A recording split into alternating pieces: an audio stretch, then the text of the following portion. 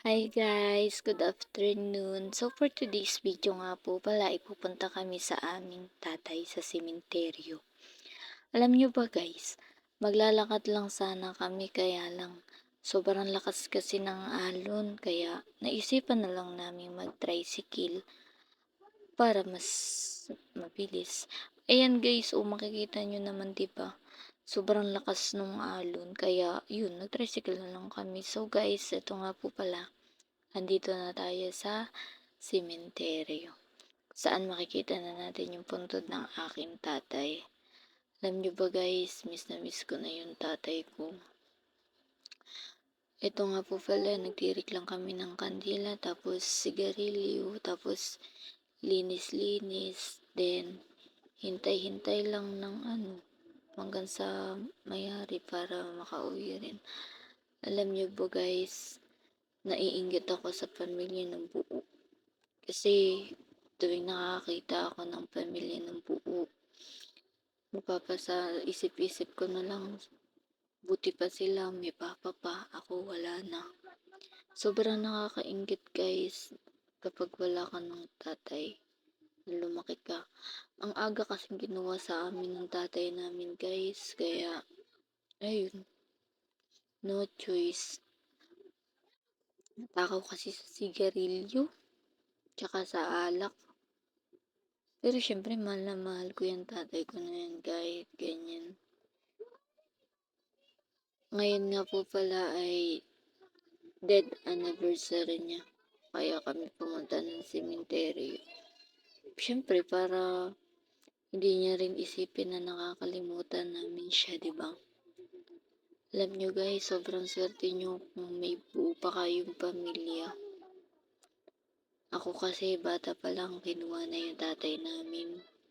Alam nyo ba guys, walang naabutan na apo yan si tatay. Kahit sa panganay namin kuya. Namatay yung tatay ko is, ayun nga, April 17. Buntis na yung asawa ng kuya namin panganay. Ayan nga yung nakasando na yan. Yan yung kuya namin panganay. Buntis, kaya lang hindi niya na naabutan kasi pinanganak din ng September 21. Kaya yun, wala siya naabutan na apo. Alam niyo ba guys, sobrang bait niyan. Pagmahal.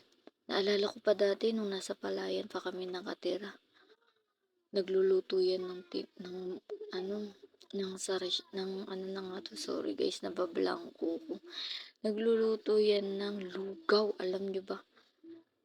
Ang sarap niyan magluto ng lugaw, tsaka ng ubi halaya. Sobrang sarap as in walang katulad. Tsaka nung nabubuhay pa yung tatay namin. Sobrang sipag niyan magtanim ng mga gulay, sari-sari. Kaya hindi ka talaga magugutom kapag gusto mo ng mga gulay. Tsaka guys, alam nyo ba nung bata pa kami, ayaw na ayaw niya kaming umakit sa mga puno.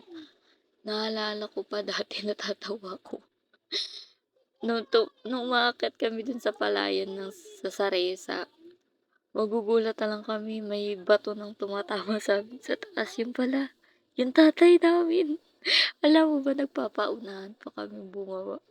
Para lang hindi para lang hindi tamaan na bato. Tsaka syempre sobrang takot na rin sa tatay namin kasi ayaw na ayaw niya talaga kami umaakyat. May one time pa na sobrang kamamadali namin. Nahul nahulog ako dun sa may nahulog ako tapos dun ako sa alambres lumapit. Tapos yung kuya Ogi ko naman, alam niyo ba guys? Um, natutu umakyat ng saresa. Tapos, tulog pala. Alam nyo ba nahulog? Buti na lang hindi napasama yung hulog niya. As in talagang nahulog. Pero, sinalo talaga siya ng guardian angel niya. Opo. So, ayun. Balik nga po pala tayo dyan. Alam niyo yan. Kwento-kwento lang habang naghihintay na maubos yung hanggang sa maubos yung ng kandila. Tapos, syempre, quality time na rin dyan. Usap-usap lang.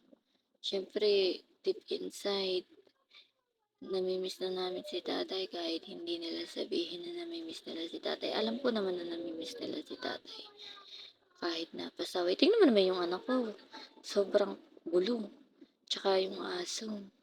Oh, 'di ba? So ayun na nga guys, uuwi na kami. Babay tatay, I love you. Miss na kita.